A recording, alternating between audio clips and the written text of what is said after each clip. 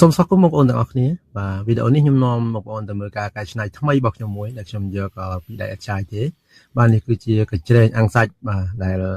វាច្រេះដាច់អត់ទៅហើយខ្ញុំយកវាមកច្នៃធ្វើជាឧបករណ៍ជាងបាទដែលកែច្នៃវាក៏ជាផ្នែកមួយនៃការជួសជុលម៉ូតូដែរបាទហើយសង្ឃឹមថាបងប្អូននឹងចូលចិត្តគាំទ្រកុំភ្លេចជួយចុច like follow ដើម្បីទទួលបាននូវវីដេអូថ្មីបាទសិនជាពេញចិត្តនៅវីដេអូនេះ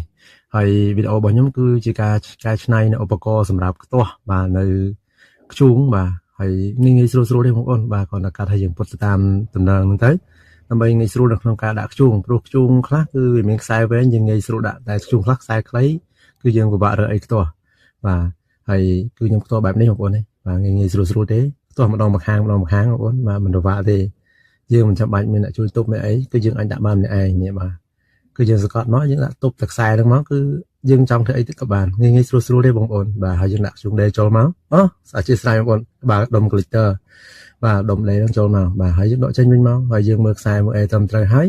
យើងដាក់ចូលវិញបាទដាក់ទៅតាមកណ្ដុះអានេះគឺដុំដេរថ្មីគឺវាមិនមានកលៈអីត្រឹមត្រូវទេបងប្អូនបើយើងដាក់ខុសបច្ចេះអីហ្នឹងគឺវាវិលបច្ចេះណាបងប្អូនបាទបើសិនជាយើងដាក់ត្រូវបានវាវិលទាញហើយមិនដូចដុំដេរស៊ីនទេវាមានកលៈជ្រុងជ័រអញ្ចឹងដើម្បីឲ្យយើងចំណាំបើនេះអត់មានទេបងប្អូនបាទគឺយើងដាក់ទៅគឺយើងត្រួតពិនិត្យយើងចំណាំខ្លួនឯងពីដំបូងមកឬដាក់ទៅអត់ចេះខុសទេហើយនៅពេលដែលយើងដាក់ហើយដើម្បីការពារនៅពេលដែលដាក់ចូលទៅវាដេរខុយគឺយើងត្រូវការឈុតសាកតែម្ដងតែឥឡូវយើងទៅឈុតសាកជាមួយខ្ញុំបាទគឺយកគុយបាទយកមកយើងសាកទៅបាទ